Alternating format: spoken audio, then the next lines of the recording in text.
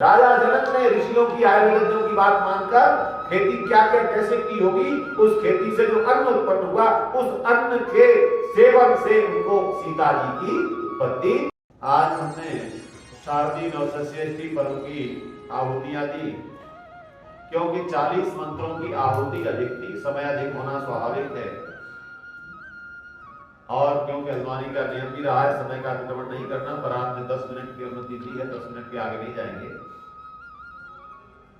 आज हमने जिन मंत्रों की आहुतियां दी हैं, मेरा विचार था कि मैं थोड़ी चर्चा करें, क्योंकि हर पर्व पर मैं आपसे बताता हूं कि पर्व क्या है। और भारत को मैंने पिछली बार भी आपसे विजयदशमी के दिन कहा था, ऋषि प्रधान और कृषि प्रधान देश कहा जाता है। यहां विचारों के लिए ऋषि हैं और शरीर के स्वास्थ्य के लिए कृषि है। और इसके साथ एक बात और, हम जब आहुति दे रहे थे तो गोमती गृह सूत्र का एक मंत्र हमने बोला, ओम ग्रीष्मो हेमंत उदनो वसंत शरद वर्षा सुमितन्नो अस्तु।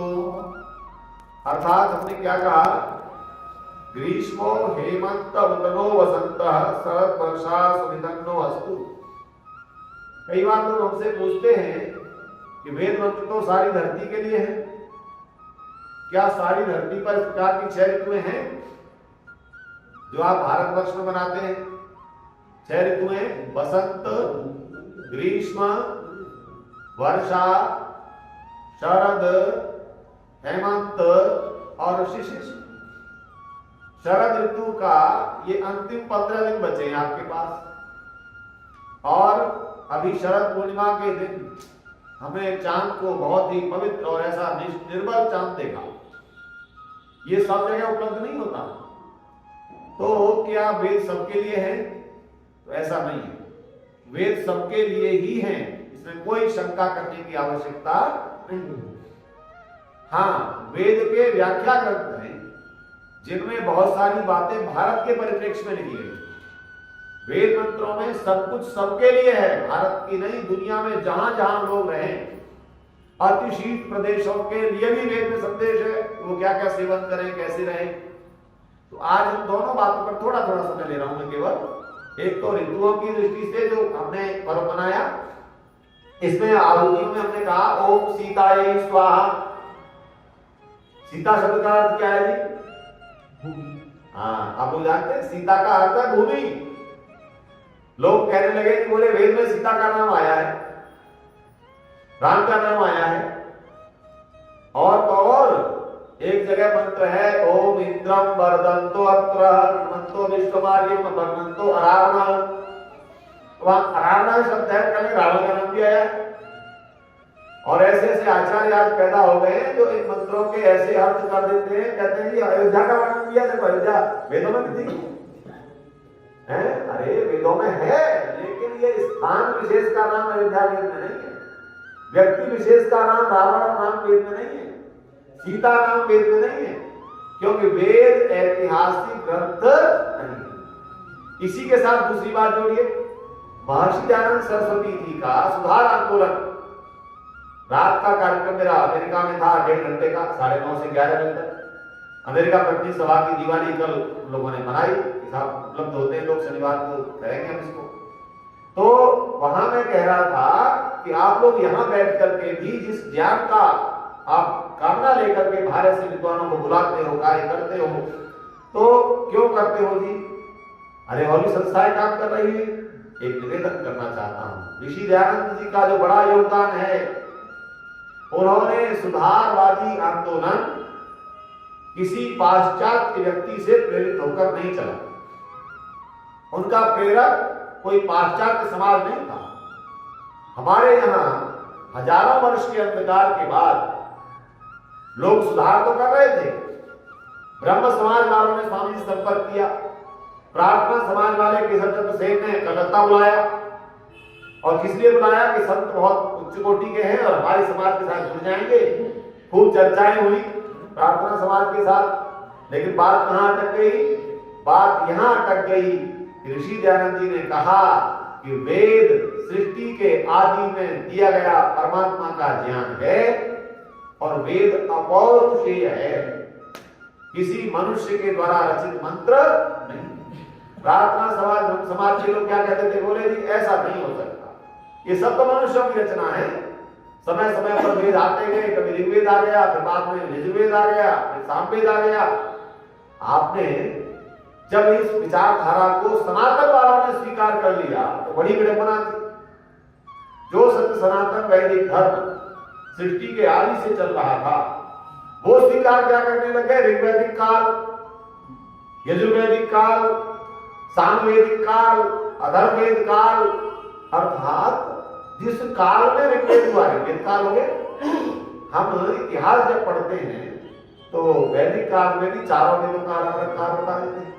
ऋषि दयानंद ने कहा नहीं, ईश्वर यदि पूर्ण है, आप खुद विचार कीजिए, ईश्वर यदि पूर्ण है तो उसका ज्ञान अपूर्ण नहीं।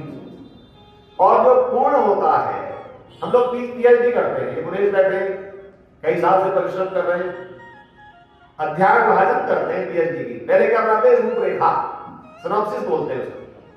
और सिनॉप्सिस आरडीसी में हमारी रिकमेंड होती है और उसी आधार पर हमको कार्य करना है। अगर उसने रूपरेखा में थोड़ा परिवर्तन किया तो हमारे को स्वीकार नहीं। और हर अध्याय में हम उस विषय का प्रतिपादन जैसा जैसा है करते हैं। आप सोचिए, मनुष्य भी जब एक पुस्तक का योजना बना रहा है तो उसके पूरे अध्यायों का पहले विभाजन करता है। मनुष्य भी तो क्या परमात्मा इस पूरी सृष्टि के लिए मैनुअल बुक दे रहा था, तो जब उसकी याद में आएगा तब बता देगा। कभी याद आ गया, ऋग्वेद दे दिया, अरे अच्छा कुछ कमी रहेगी, चलो यजुर्वेद दे देते हैं, उसमें दे दिया। अरे नहीं कुछ कमी रह गई, सामवेद दे देते हैं, सामवेद दे दिया। इसी विचारधारा ने क्या कहा, मैंने आपको कई बार चर्चा की होगी। इस्लामिक स्कॉलर क्या कहते हैं, बोले जी परमात्मा के ज्ञान को अरबी में कहते हैं इल्हामी किताब। क्या कहते हैं, इल्हामी किताब। तो सृष्टि के आदि में, हाँ बिल्कुल ठीक है जी आपकी बात, इतने चाहते रहे, क्या कहते हैं, बिल्कुल ठीक है आपकी बात। सृष्टि के आदि में परमात्मा ने लिख दिया, आप ही तो कहते हो। सुधार करते करते फिर यजुर्वेद दे दिया, फिर उसमें आगे बढ़ते बढ़ते सामवेद दे दिया, अरे फिर उपनिषद दे दिए, फिर ब्राह्मण ग्रंथ दे दिए। क्यों हुआ ऐसा आप जानेंगे। सिद्धांत को याद करने के लिए आग्रही होना जरूरी है। मैं कहता हूं आग्रह नहीं होना चाहिए, पर आग्रही क्यों होना जरूरी है कि जब तक आप ऋषि के समग्र साहित्य का अध्ययन नहीं करेंगे, आपकी श्रद्धा वेदों के प्रति नहीं हो सकती। क्यों नहीं हो सकती। ऋषि जी ने ऋग्वेद भाष्य में क्या दिखा है, वेद भाष्य करने बैठे तो वेद भाष्यों को ईश्वर का ज्ञान ऋषि ने माना। ये क्यों आज इस युग में आवश्यकता है, मैं आपको निवेदन कर रहा हूं। एक बड़ा वकील है हमारा अश्विनी उपाध्याय, आप जानते हैं, सोशल मीडिया पर सारे देश के हित में, समाज के हित में, सनातन के हित में सुप्रीम कोर्ट में पीआईएल डालते हैं, हजारों पीआईएल डाली। आजकल उसका एक वीडियो बहुत वायरल हो रहा है, कहता है संस्कार विधि लो, अगर संसार में मनुष्य जीवन को मनुष्य भी बनाना है तो इसके अलावा कोई ग्रंथ नहीं बना सकता। अगर आपके घरों में सनातन को सुदृढ़ करना है, सत्यार्थ प्रकाश के अलावा कोई ग्रंथ नहीं कर सकता। ये जब होता क्या है, मनोज मुंसिर ने भी बहुत प्रचार ऋषि जी का किया था। वो अलग बात है कि वो आदि पुरुष भी थी, इसमें फंस गया बेचारा, पता नहीं क्या क्या कह गया। हाँ लेकिन विचारक आएगा। हाँ, तो प्रश्न यह है, ऐसे जो विचारक हैं वो आज केवल इस बात को कह रहे हैं बहुत महत्वपूर्णता से कि ऋषि दयानंद का सनातन ही सारे सनातन को एक कर सकता। मैं निवेदन कर रहा था जब मंत्र बोला सीता एक स्वाहा, तो क्या कहा गया, कृषि के भूमि के लिए कहा गया, ये भूमि माता जो हमारी सीता है ना। तभी तो कहा कि राजा जनक की संतान नहीं थी, कोई संतान नहीं होती तो क्या करते थे, पहले स्वाहा को जोड़िए, ये करते थे कि विद्वानों के पास, आयुर्वेदाचार्यों के पास डॉक्टर बैठे आयुर्वेद के, यदि कैसे करें, आयुर्वेद के ग्रंथों का अवगाहन होता था, फिर उसको बताया जाता था कि इन अम्लों का आप सेवन करो, यज्ञ पैदा करो, स्वयं खेती करो। तो राजा जनक ने स्वयं कृषि को, स्वयं खेती को स्वयं किया और उन्होंने औषधि से युक्त अन्नों को उत्पन्न किया। शायद आप लोगों को जानकारी है कि नहीं, हमारे ध्यान पड़ता है जब हम बहुत जगहों पर जाते हैं। मैं भी जोधपुर में था रक्षा पिछले महीने में, सितंबर के अंत में। तुम्हारे एक मित्र हैं, उनके पास बहुत अच्छी गौशाला है, तो उनके पास 90 गाय है, गिर गाय। तो गिर गायों के मध्य मुझे ले गए, एक भी गाय को बांधते नहीं। मैं भी 5 दिन पहले यमुनानगर में था, कार्यक्रम था, बड़ौदा हमारे समाज का। एक व्यक्ति ने प्रश्न लिख करके भेज दिया, बोले जी आप गौ माता करते हो, क्या गौ माता को बांधना चाहिए? प्रश्न किया उसने, मुझे तुरंत याद आया जोधपुर का प्रकरण। सौमित्र जी से मैंने कहा आप किसी गाय को बांधते नहीं? बोले ना, गौ माता बांधने के लिए नहीं है। एक भी गाय के गले में सांकल नहीं होती जो उत्तम कोटि के गौशाला पालने वाले हैं। 90 गाय और एक गाय की कीमत 3-3 लाख रुपए गिर गाय की। अब मैंने पूछा वो खिलाते क्या हो, मुझे ले गए वो। जिन गायों का दूध आज भी डॉक्टर साहब 150 रुपए 200 रुपए किलो जा रहा है वहां, और घी का रेट है 5000 रुपए किलो। कितना? 5000 रुपए किलो घी वहीं से उठ जाता है अपनी गौशाला से। मैंने खिलाते क्या हो, आप आश्चर्य करोगे, बादाम, पिस्ता, गौओं की घोल जो होती है ना, उसमें बादाम और पिस्ते पड़े हुए हैं। मैंने कहा ये, बोले साहब यही खिलाएंगे। अब इसके अंतर पता कीजिए, गौ माता की तो हम जय बोलते हैं, फिर गौ माता कर क्या रहे हैं हम? पॉलिथिन खाती कर रही है मार्केट में है। हमने कितनों ने गौ की रक्षा के लिए काम किया, सनातन कैसे बच जाएगा? राजनीतिक शक्तियों पर हम सनातन बचाने का ठेका देकर बैठे। हमने कितना काम किया। तो राजा जनक ने, यहां आता हूं, राजा जनक ने ऋषियों की आयुर्वेदियों की बात मानकर खेती क्या क्या कैसे की होगी, उस खेती से जो अन्न उत्पन्न हुआ, उस अन्न के सेवन से उनको सीता जी की उत्पत्ति, माता सीता की, जिसे संतान कहा जाता है। जनकजा नाम है पहले उनका, जनकजा शब्द दिया गया। तो जनक वो सीता जी पैदा हुई। तो खेती की साधना से, कृषि की साधना से उनकी उत्पत्ति हुई। लेकिन कहते क्या है, वो हल चला रहे थे, बीच में से निकल आए। कैसा पौराणिक पाखंड फैलाया, हल्के चलने से आदमी किसी का निकला होगा बच्चा है। हमने वैदिक बातों को वैदिक बना करके प्रस्तुत करना शुरू कर दिया, सारे संसार में उठा दिए। आर्य समाज, ऋषि दयानंद उन सब की वैज्ञानिकता बताता है। तो ऋषि दयानंद जी ने बताया कि देखो माता सीता जनक की कृषि साधना के बाद उत्पन्न हुई। तो कृषि साधना कितनी बड़ी साधना है। आज आप देखिए, आचार्य डॉक्टर देवव्रत जी गुरुकुल कुरुक्षेत्र की 180 एकड़ जमीन है, उसमें एक आध का दाना उर्वरक जो फर्टिलाइजर है बिल्कुल नहीं पड़ता। और वो जो लौकी पैदा होती है, पूछे जाइए आप, सुबह आपको लाइन लगी मिलेगी माहेश्वरी जी गुरुकुल के गेट पर। शहर के लोग बड़े बड़े गाड़ियां लेकर के बोले गुरुकुल की लौकी समय से मिल जाए, लाइन लग जाते हैं 40-50 लाख की गाड़ियां लेकर के, और लौकी वहां की लेते हैं, गन्ना वहां का लेते हैं, चना वहां का लेते हैं। क्यों? कि बिना खाद का। आज ऋषि के बातों को मानना है। ऋषि ने पहली संस्था कौन सी बनाई थी आपको पता है? समाज से पहले गौ कृषि आदि रक्षिणी सभा। ऋषि दयानंद जी कितने बड़े वैज्ञानिक हैं, कितने बड़े वेदज्ञ के होने के साथ साथ अर्थशास्त्री हैं। गौ कृषि आदि रक्षिणी सभा की स्थापना की। गौ की रक्षा, कृषि की रक्षा, और कृषि आदि में वन धन धान जितना उसकी रक्षा की। आज हमें इस पर्व के लिए कुछ संकल्प करने चाहिए। मैंने यजुर्वेदी पर कहा कि हम धान की खीर की तरह कब खिलते रह सकते हैं?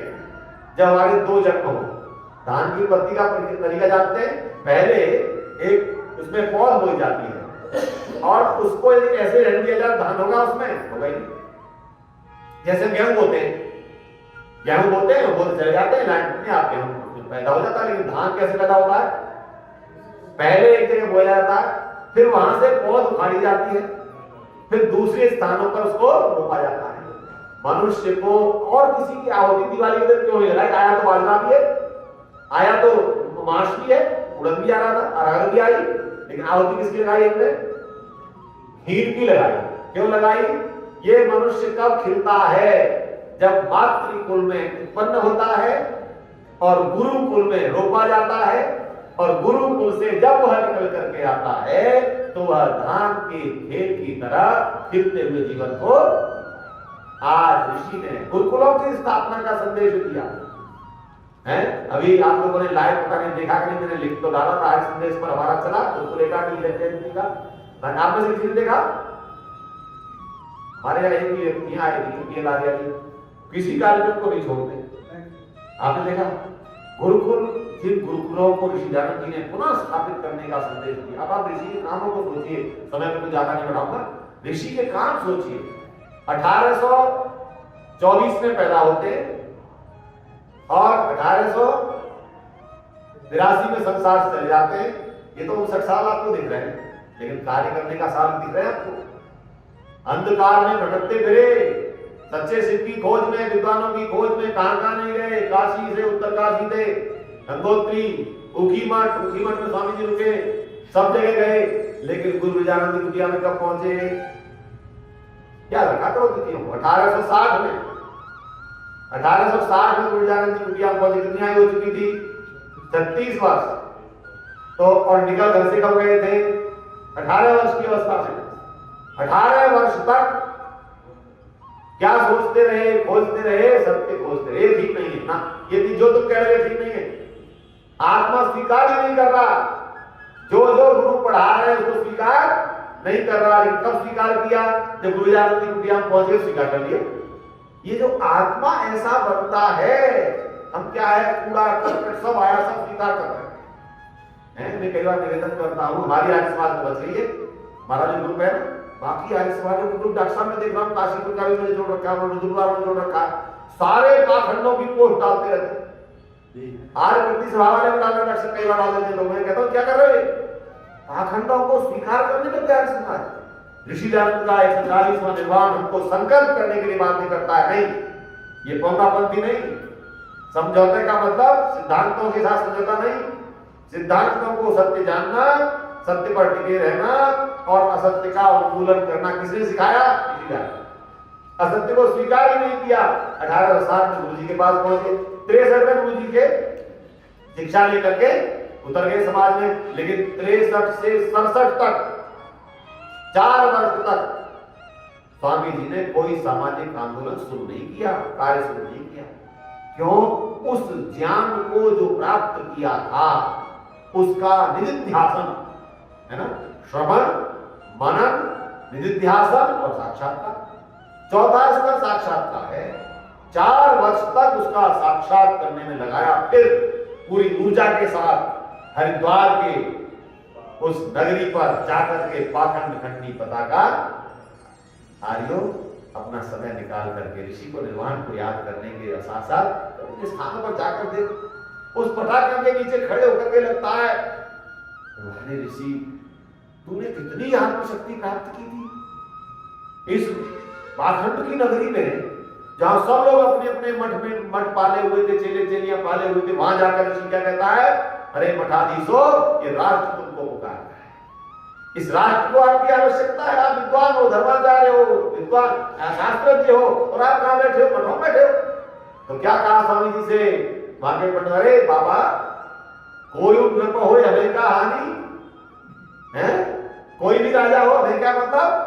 स्वामी जी ने कहा नहीं, यदि राजा वेदानुकूल नहीं होगा तो तुम पूजा भी नहीं कर सकते। होता है कि नहीं बताओ? ईरान में क्या हुआ? ईरान में आर्यों का प्रदेश आर्यान, बाद में होते होते पारसी प्रदेश, पारसी देश बना। एक भी पारसी है क्या वहां पर? इस देश को बचाने के लिए दयानंद को याद है, दयानंद से संकल्प शक्ति प्राप्त करना और इस ज्ञान को प्रसारित करने के लिए हर समय उद्यत रहना, एक एक पल का उपयोग करना। स्वामी जी ने कहा, अरे नहीं महाराजो, क्या कर रहे हो? हम कहां से बढ़ते बढ़ते कहां पहुंच गए हैं। स्वामी जी के सामने भी देश के टुकड़े तो हो चुके थे। स्वामी जी ने कहा, आर्यावर्त त्रिष्टा प्रदेश से लेकर है ना, और पूरा जहां तक हिंद महासागर और अरब सागर प्रारंभ होते हैं, सब में भारतवर्ष। लेकिन हम कहां रह गए हैं जी? छोटे छोटे टुकड़े हो गए, क्योंकि सनातन वेदों से दूर हो गया। तो ऋषि के निर्वाण हो, चाहे ऋषि का जन्म दिवस हो, चाहे ऋषि बौद्ध दिवस हो, चाहे विजयादशमी हो, हम क्या संकल्प करते हैं? ऋषि के विचारों को पहुंचाना, इन विचारों को हम पहुंचाने का कार्य करें और अपने जीवन में धारण करने का कार्य करें। बहन जी ने ढाल कुमारी जी कहते हैं, लेडीज को बड़ा काम होता है, अरे इतनी मत परेशान हुआ करो, सब काम होते रहते हैं। अपने योगदान को, अपने कार्य को, अरे सबके साथ जाने का विषय रोज मिलेगा क्या? रोज चर्चा मिलेगी क्या? इसलिए आप और हम सब उसी मिशन के सैनिक, हर सैनिक को सतर्क रहना है। हमारे सैनिक आज भी सीमा पर खड़े हैं, किसी को दिवाली की चिंता नहीं हो रही, सुरक्षा में लगी।